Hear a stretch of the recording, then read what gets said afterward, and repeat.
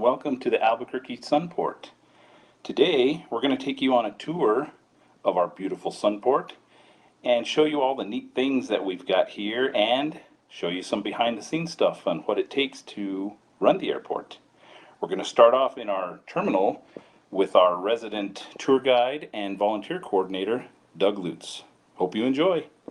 This airport has so much personality, between the art, the architecture, the history of it. At this point, including the beautiful glass chandelier up here, that's always a good eye catcher. And then the biplane is really the gem of our art collection.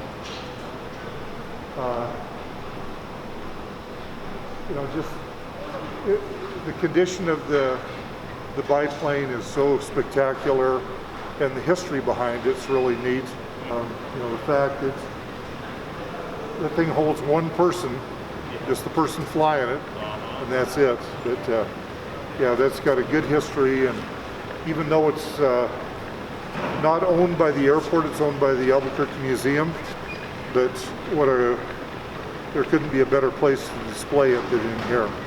One of the things that has been out of sight for the last couple of years is the model airplane collection. When they started this display, they tried to incorporate through historical records every type of airplane that had ever flown through Albuquerque. So I've never seen another collection anywhere in the country better than this one, as far as tapping the history. I mean, and it's not just airplanes, it's battleships, submarines, that are named the USS Albuquerque or New Mexico. Of course, hot air balloons. So there's a wide variety of items in these. This art exhibit was named one of the 9 best airport art collections in the world. I think there are only 2 or 3 in the United States. So that was a real feather in our caps. Every few months, this is a rotating exhibit. So they'll bring in different cars.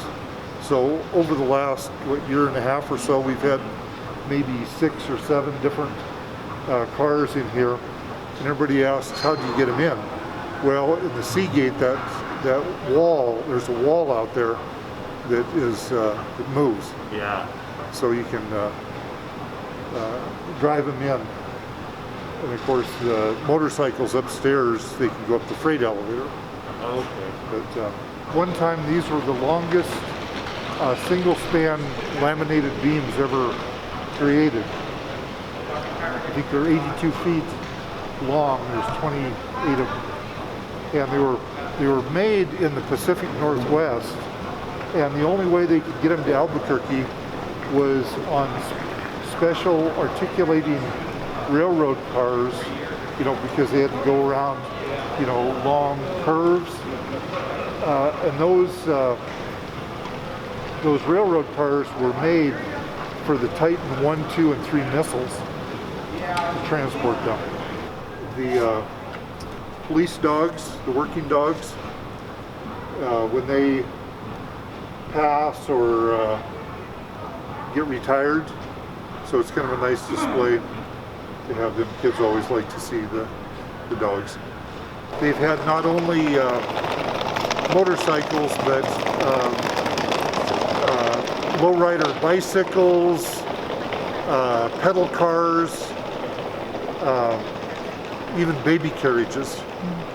So this is kind of a generic bunch here, but all these things are just fantastic. A couple years ago, we kind of co-opted with Sandia Labs and Kirtland Air Force Base for an event called the Robot Rodeo. They bring in bomb squads from around the country for training and competition.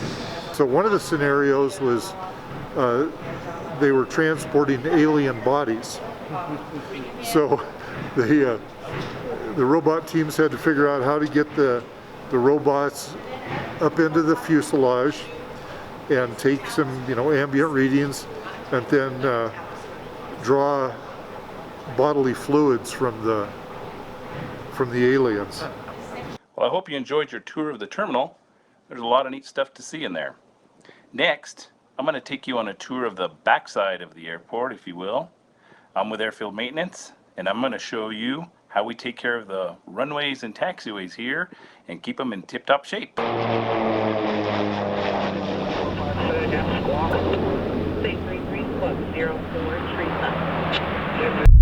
These yellow lines are called lead-in lines, or lead lines. So what this does is it leads the aircraft up and down the taxiway.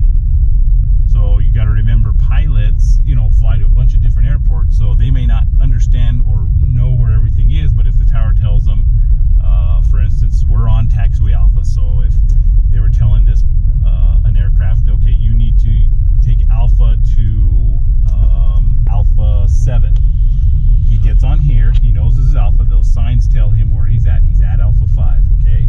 So we're on out this sign over here to our left. In the black background with the yellow letter, that means that's the location sign, that's where you're at. So I'm on Alpha. The sign next to it says I'm, to my left is Bravo 6. So the pilot literally puts his nose gear on this line, and it leads him wherever he needs to go. And those red signs mean that's the runway. You do not get near the runway unless you have permission to. These little dash marks mean that's an enhanced taxiway center line. Okay, so I told the tower we were gonna, or ground, excuse me, that we were gonna come up to Alpha 12. So now I'm gonna ask her if we can get across the runway. This is an active runway, they're using it, so I have to ask permission to get across the runway to go on the other taxiway so we can get back to where we came from. So that's what I'm gonna ask her now. And she'll probably tell me to hold short because there's aircraft that are using the runway.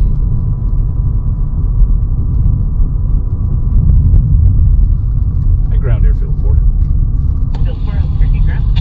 This man located Alpha 12 holding short of 8. I'd like to cross 8. Airfield 4, roger, hold short of runway 8. Holding short of 8 at Alpha 12, Airfield 4. And see those big red boxes there? That's the same as those signs, but these are called surface painted hold position markings. Airfield 4 across runway 8 at Alpha